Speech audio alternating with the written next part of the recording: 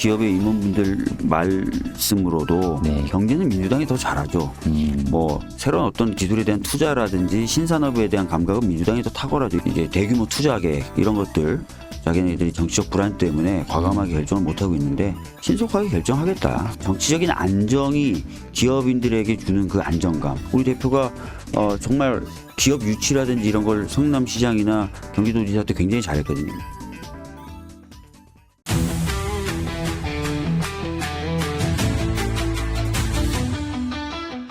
여러분 안녕하세요. 서정표입니다. 나는 정치인이다. 이번 시간에는요. 이번 대선 기간에 가장 활약이 돋보이셨던 분 중에 한 분입니다. 네, 삼선 의원이시면서 현재 국회 복지위원회 위원장을 맡고 계시는 더불어민주당 박주민 의원을 모셨습니다. 네, 안녕하십니까. 안녕하세요. 네. 와주셔서 감사드립니다. 아닙니다. 불러주셔서 대단히 감사합니다. 아, 그렇게 말씀해 주시니까 좋은데요. 저는 의원님 뵈면 사실 상당히 점잖으신 분인데 네. 최근에 재밌는 쇼츠 대선 기간에 그 얘기 먼저 살짝 하고 가시죠. 네. 어떤 쇼츠를 말씀하시는지?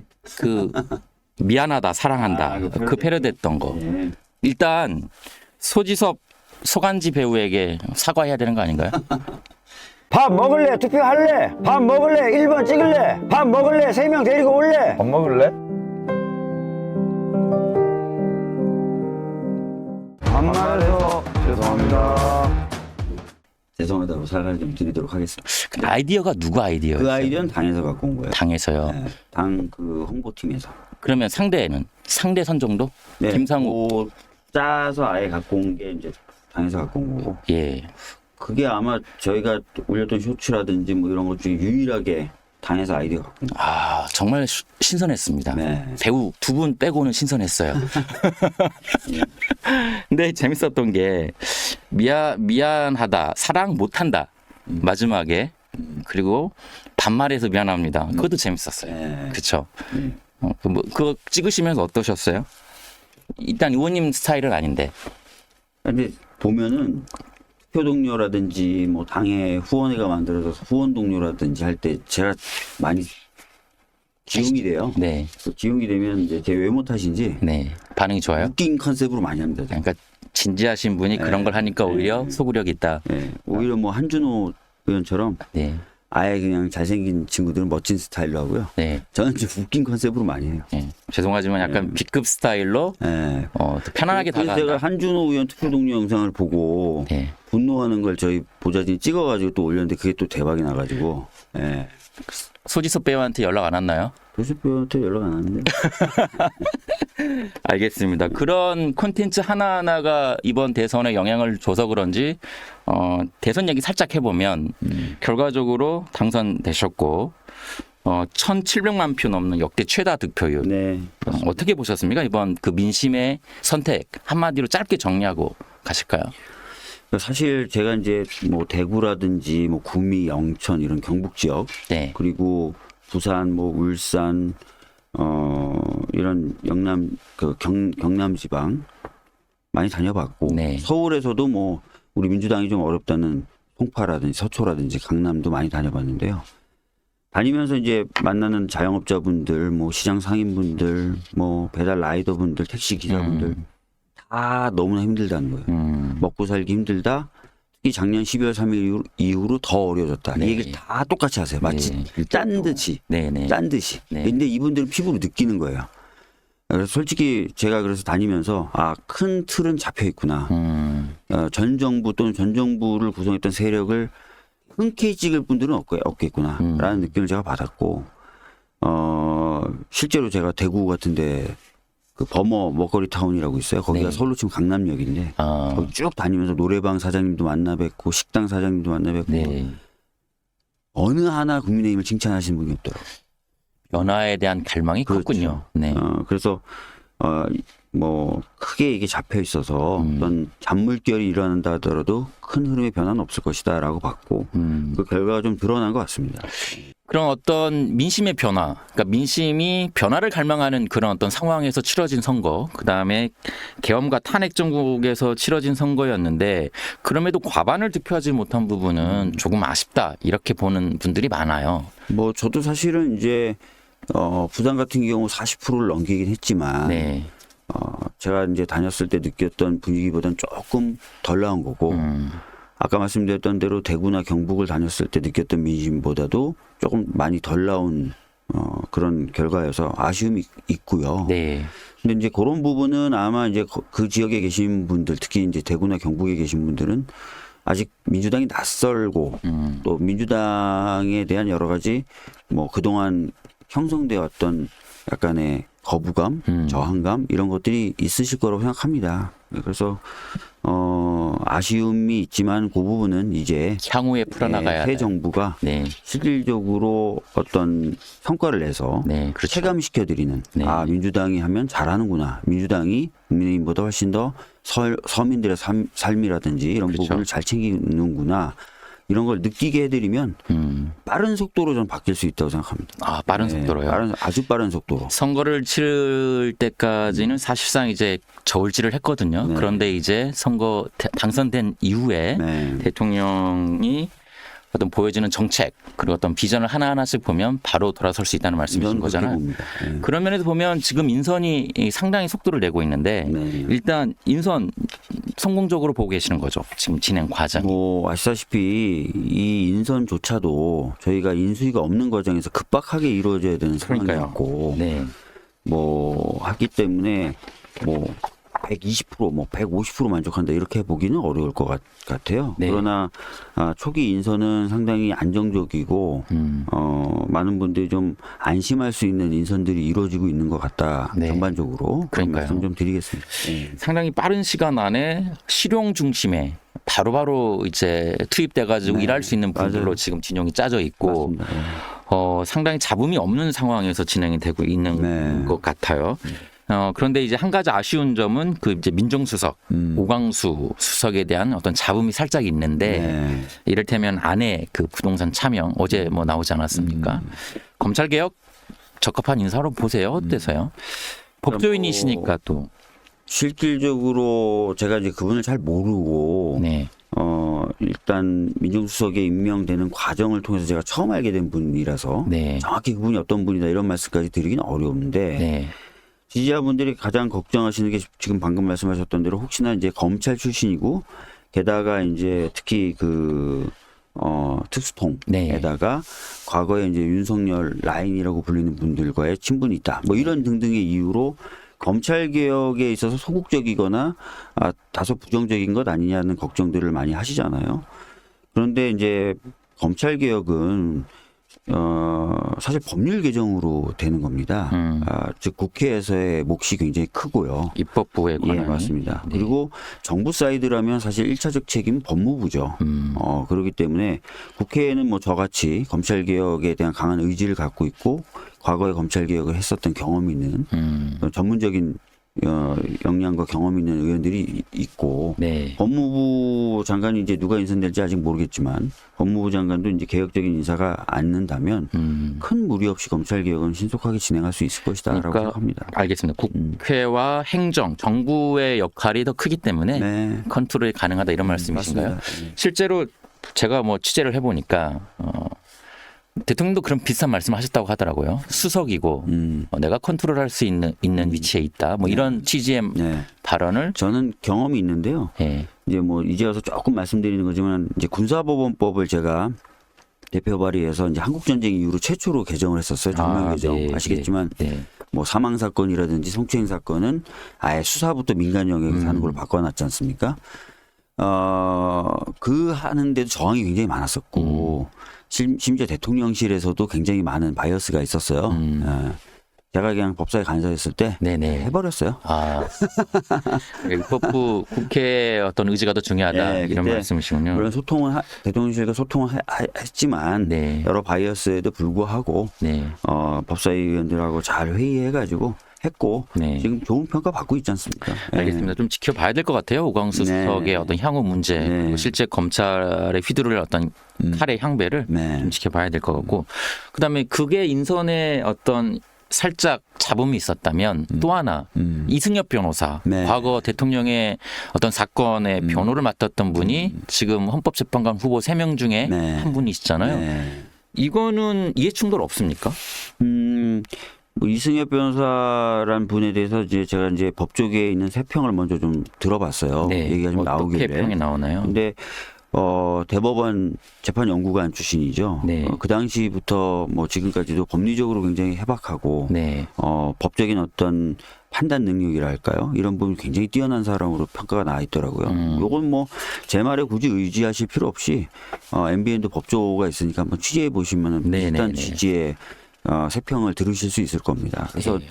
자격이나 요건은 좀 충분해 보이고 그러면 이제 그분이 이제 우리 대통령님을 변호사 시절에 변호했다.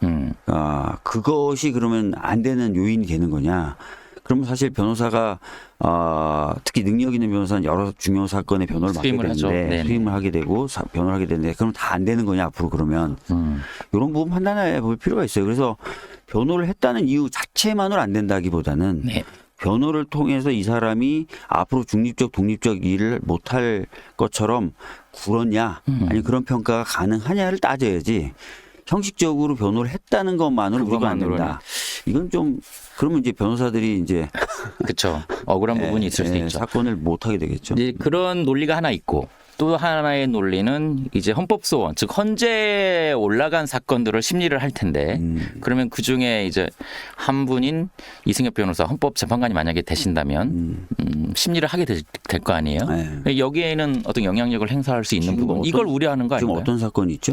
예를 들면 좀 이따가 뭐 제가 여쭤볼 내용이긴 한데 지금 3대 특검 관련해 가지고 각종 사건이 올라갈 수도 있고 그다음에 정당 해산 관련해 가지고 예상에 예상을 더해서 예, 그러니까 미리- 정당 해산 관련해 미리 안 가지고 되는 올라갔을 걸로? 때도 헌재가 결정을 하잖아, 심판을 하잖아요. 지금 말씀은 예상에 예상을 더하는 것 같고 아, 그래요? 그죠? 그리고 아까도 말씀드렸던 대로 대통령이 되기 전에 변호를 했다. 네.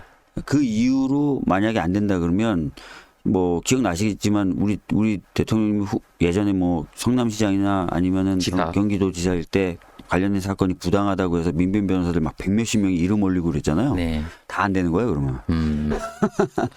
그 100여 명분 다안 되는 거죠. 좋은 분들 다 안 되는 거예요. 네네. 예. 알겠습니다. 그래서 변호를 했다가 중요한 게 아니라 네. 그러면 그것을 통해서 진짜 그러면 뭔가 공정성이라든지 독립성이 훼손될 만한 그런 사람인 것이냐 그런 걸 개별적으로 판단해 주셔야죠. 알겠습니다. 그럼 뭐 상황을 좀 더 지켜보고 향후에 아직 재판관이 된 것도 아니니까 맞습니다. 네. 상황을 좀 더 그리고 지금 봐야 될 말씀하신 것 같고요. 것처럼 무슨 위원정당에서 뭐 법무부 장관이 아직 임명도 안 되니까 법무부 장관이 해야 되는 거거든요. 그렇죠. 정부가 하는 거니까. 네. 네. 벌써부터 가정에 가정을 더해서 네. 할 거라고. 그런 우려가 있다. 이 정도. 네. 네. 최근에 재밌는 여론조사가 하나 나왔는데 네. 대통령의 국정 수행 전망을 어떻게 하느냐에 대한 여론조사 뭐 의원님도 당연히 보셨겠지만 58.2% 나왔어요. 항상 뭐 정권 초기에 진행되는 여론조사고 이명박 전 대통령은 79.3, 네. 박근혜 전 대통령 64, 문재인 대통령 74, 심지어 윤석열 전 대통령도 52%가 나왔는데 네. 윤석열 전 대통령보다는 높았지만 앞선 대통령들보다는 좀 낮았는데 아까 같은 그런 연장선일까요? 약간은 기대는 하지만 아직 마음을 정확하게 줄 수 없는 뭐 이런 것 때문인가요? 굉장히 뭐 최근에 정치 지형이 기자님도 아시겠지만 극과 극 대립 대 대립이었지 않습니까? 네네. 그래서 저는 사실 내란이 있은 이후에 치러지는 선거기 때문에 네. 내란을 옹호했던 세력 그리고 지금도 옹호하고 있는 세력이 사실 저는 더 득표율이 낮을 거라고 봤는데 네. 이 극과 극으로 대립됐던 정치 상황의 영향 탓인지 그렇게까지는 안 됐더라고요. 지금 방금 언급하신 여론조사도 약간 그런 상황이 영향을 미치고 있는 것으로 보여지고요. 그러나 제가 아까 말씀드렸던 것처럼 바닥에 직접 뛰어다니면서 들었던 오케이. 솔직한 민심들, 심지어 대구나 경북 쪽에 계시는 시장 상인분들이나 자영업하시는 분들의 솔직한 얘기. 뭐 저하고 둘이 얘기 나누는 건데 뭘 거짓말 하실 필요도 없잖아요. 네네. 솔직한 얘기를 들어보면 이 민심은 저희들이 초기에 어떻게 하느냐에 따라서 크게 바뀔 수도 있다. 이렇게 보고 있습니다. 네. 알겠습니다. 그러면 대선 때 대통령이 득표한 50%, 그 다음에 김문수 후보와 이준석 후보가 가져가가지고 합산하면 한 50% 된다고 했을 때 그 50%의 절반 정도가 이재명 대통령한테 옮겨지면 성공적인 지지율과 좀 국정 능력에 대한 인정이라고 보시면 될까요? 네, 이제 이후에 이제 저희들이 빠른 속도로 여러 가지 정책들을 마련해서 집행을 할 겁니다. 특히 이제 침체되고 있는 내수를 부활시키는 다시 네. 활력을 가지게 만드는 그런 정책이라든지 네네. 그런 것들을 저희들이 해 나갈 것이기 때문에 아까 말씀드렸던 바닥에서의 민심의 변화가 분명히 뒤따를 거라고 보고 있습니다. 그 바닥 민심을 움직이는 첫 번째 바로미터가 지금 경제 단체장들 그리고 총수들 5대 총수 곧 만나시잖아요. 만난다. 대통령께서. 예. 그 만나서 그동안 만나서 반기업 떡볶이 먹이진 않겠죠. 떡볶이도 맛있습니다. 떡볶이 먹으면서 정책을 내놔도 되죠. 근데 이제 전 대통령과 똑같이 하면 안 되니까. 그게 뭐예요? 막 시장 끌고 다니면서 그렇게 하고 그러니까요. 그러면 어떤 일을 하게 만들어요. 가시적인 성과가 나올 것으로 이제 많이들 기대를 하는데 예를 들면 반도체법이나 아니면 노란봉투법 그동안 반기업법이라고 했던 것들을 이번에 어떻게 좀 성과가 나올까요? 그러면은 예를 들어- 바닥 민심이 움직일 수 예를 있는 들어서 노란봉투법 같은 경우는 네. 뭐 기업을 하시는 분들은 걱정도 많이 하시고 반대도 많이 하시는데 네. 실질적으로 우리나라의 법원이 그렇게 진보적이지 않지 않습니까? 우리나라 법원도 상당히 보수적이라고 유명한 평가를 받고 있고 그렇죠. 거기다 더 나아가서 노동사건이나 이런 부분에 있어서는 항상 노동계의 비판을 받을 정도로 보수적인데 네. 이 법원이 국회로 보낸 의견서를 보더라도 노조법 2, 3조 개정안 소위 말하는 노란봉투법에 대해서는 네. 특별한 문제가 없다는 거예요. 법원이? 예. 그러니까 이제 어떻게 보면 지나치게 이제 기업인 분들이 걱정을 하시는 건데 과거에 정립되었던 판례를 명문화하는 수준에 불과하다라는 게 법원의 평가입니다. 그렇기 때문에 너무 걱정하실 필요는 없다 생각 들고요. 그러면 이번에 이제 그 회동이 소통의 길로 가는 첫 관문이고 네. 만나서 대화하다 보면 오해는 풀리겠다. 예, 여러 가지 얘기들 나누실 거고 예. 저도 이제 어떻게 생각하실지 모르겠지만 기업들 임원들하고 만나서 얘기도 나누고 합니다. 네. 뭐 민주당 의원들은 그런 걸 안 하는 것처럼 생각하시는 분들도 계시는데 그렇게 생각하시는 분 많지 않은데. 심지어 기업의 임원분들 말씀으로도 네. 경제는 민주당이 더 잘하죠. 뭐 새로운 어떤 기술에 대한 투자라든지 신산업에 대한 감각은 민주당이 더 탁월하죠. 이런 얘기를 하십니다. 네네. 제가 얼마 전에 만났던 기업의 임원분들도 그런 얘기 하시면서 이제 대규모 투자 계획 이런 것들 자기네들이 정치적 불안 때문에 과감하게 결정을 못 하고 있는데 신속하게 결정하겠다 이런 얘기 다 하시거든요. 그러니까 네. 정치적인 안정이 기업인들에게 주는 그 안정감, 예, 그리고 미래를 바라보면서 계획을 짜는 데 있어서의 그런 어떤 안도감 이런 것들 분명히 들이지 않습니까? 네네. 그래서 그런 부분에 있어서의 효과라든지 그리고 우리 대표가 정말 기업 유치라든지 이런 걸 성남시장이나 경기도지사 때 굉장히 잘했거든요. 네. 근데 기업 보고 들어와 이런다고 들어오지 않습니다. 상당히 기업에게 여러 가지 어떤 기업 운영에 있어서라든지 이런 부분에 있어서의 어떻게 보면 편의 이런 것들을 제공하기 때문에 기업들이 그렇게 와서 또 그런 기업들은 또 성과를 내고 했던 게 과거 우리 대통령님의 성과로 지금도 평가받고 있는 부분들이라서 기업들도 오히려 그걸 잘 알더라고요. 네네. 기업들도 그걸 되게 잘 알아서 굉장히 생산적인 대화도 되면서 성과들도 남길 그래서 수 많이들 있다. 기대를 이번에 하고 있습니다. 네. 그래서 성과와 실용을 추구하시는 대통령이 네. 이번 그 그룹 총수들 만나서 그리고 소통이 시작되면 어떤 결과로 이어질지 바로 성과가 나올 것 같기도 해요. 그러니까 너무 좀 걱정하지 마세요. 예를 들어서 국민이 걱정하고 있습니다. 우리 대통령님이 지금 반도체라든지 AI라든지 이런 부분에 있어서 뭐 이미 삼성 네. 만나시고 SK도 만나고 뭐 부정적인 평가가 나온 게 없잖아요. 네, 네. 오히려 대화 잘 된다고 얘기 나오고 이해 수준도 누구보다 높고 기대해 보겠습니다. 네. 네.